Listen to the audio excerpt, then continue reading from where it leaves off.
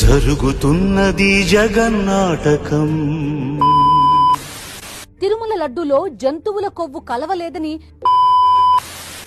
తిరుమల లడ్డూ తయారీకి వినియోగించిన నెయ్యిలో ఎలాంటి జంతువుల కొవ్వు కలవలేదని, శ్రీవారి లడ్డూ తయారీలో వాడిన నెయ్యిలో జంతువుల కొవ్వు లేదని, టీటీడీకి సప్లై చేసిన నెయ్యిలో జంతువుల కొవ్వు లేదని స్పష్టం చేసింది సిబిఐ.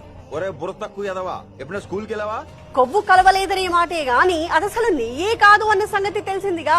దాని గురించి ఎందుకు మాట్లాడట్లేదు?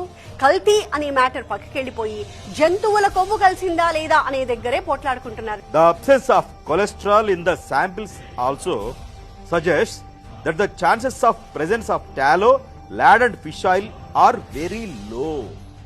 వీళ్ళు లేదు అని చెప్పలేదు. అక్కడ చేపలకు సంబంధించిన ఆయిల్ కానీ జంతు కొవ్వుకి సంబంధించిన పదార్థాలు కానీ చాలా తక్కువ స్థాయిలో ఉన్నాయి అని చెప్పారు. చదవండి ఒకసారి రిపోర్ట్.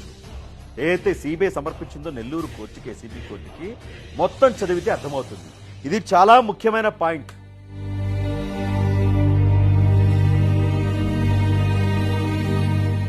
శ్రీవారి లడ్డూ ప్రసాదంలో కల్తీ నెయ్యి వాడారు అని అనడం కూడా తప్పేనేమో. ఎందుకంటే నెయ్యిలో అదో ఇదో కలిపితే దాన్ని కల్తీ నెయ్యి అంటారు.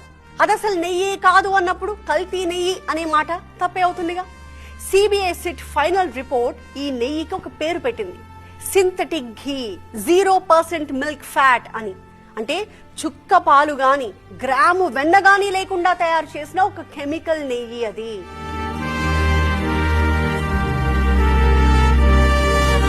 వైసీపీ ఎంపీ వైవి సుబ్బారెడ్డి మాజీ పిఏ చిన్నప్పన్నను అధికారులు అరెస్టు చేశారు.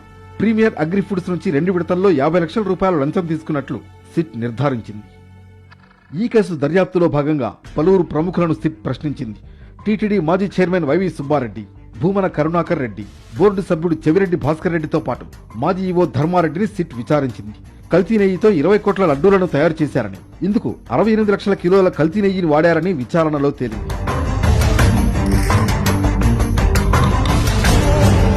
2020 ఫిబ్రవరి 29న తీర్మానం నెంబర్ 371 ద్వారా టీటీడీ పాలక మండలి అధికారికంగా కొన్ని మార్పులు చేసింది.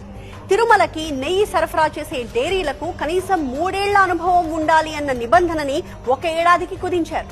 నెయ్యి సరఫరా చేసే కంపెనీ టర్నోవర్ 250 కోట్లు ఉండాలి అనే నిబంధనను 150 కోట్లకు తగ్గించారు.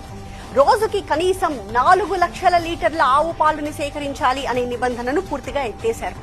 నిరంతర నెయ్యి సప్లై కోసం రోజుకి 12 టన్నులు ఉండాల్సిన ప్రాసెసింగ్ కెపాసిటీ నిబంధనను 8 టన్నులకు తగ్గించారు. ఇవన్నీ అమల్లోకి వచ్చింది 2021 నుంచే అనేది సిబిఐ ఇచ్చిన రిపోర్ట్.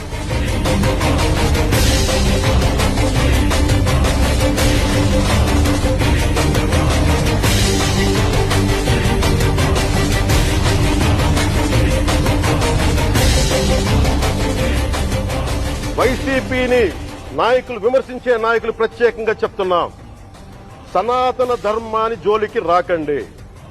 తప్పు జరిగితే తప్పు జరిగిందని ఒప్పుకోండి, లేదా మాకు సంబంధం లేదని చెప్పండి. అంతేగాని మళ్ళీ అడ్డగోలుగా మాట్లాడితే ఎవ్వరం క్షమించం ఇక్కడ.